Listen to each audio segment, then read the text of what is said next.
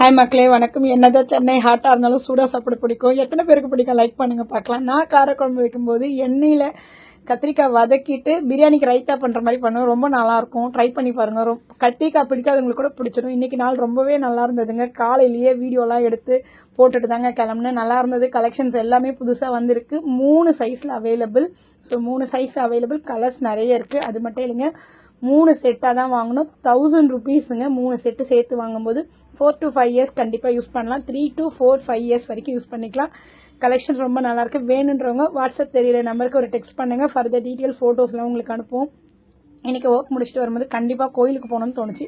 கோயிலுக்கு போகணுன்னாலே கிளம்பிடுவேன். இன்றைக்கி சஷ்டி மட்டும் இல்லைங்க, இன்றைக்கி ரொம்ப ஸ்பெஷல் டேயில் அதுக்காக நல்லா போய் ப்ரேலாம் பண்ணிவிட்டு, நீங்களும் நல்லா ப்ரே பண்ணிக்கோங்க, நானும் நல்லா ப்ரே பண்ணிக்கிட்டு, சஷ்டி அன்றைக்கி ஸ்பெஷல் டேன்றதுனால நல்லபடியாக கோயிலுக்கு போயிட்டு வந்தேன். இப்போ மயிலாப்பூர் கோவிலில் 10 நாளைக்கு வசந்த உற்சவம் நடக்கும். ரொம்ப நல்லாயிருக்கும். ஸோ அந்த ஆரத்தியெல்லாம் காட்டியிருந்தாங்க. அதெல்லாம் பார்த்து சாமி கும்பிட்டுட்டு, வசந்த உற்சவத்தில் ரொம்ப ஸ்பெஷல்லாம் நிறைய இருக்குங்க.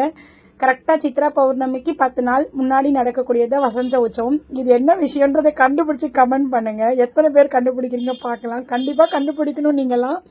ஸோ வசந்த உற்சவம் பார்த்திங்கன்னா 10 நாள் நடக்கும். சித்ரா பௌர்ணமிக்கு ரொம்ப அலங்காரம்லாம் ரொம்ப அழகாக இருக்கும். அது மட்டும் இல்லைங்க, அது முடிஞ்சு கிருத்திகை வரும்.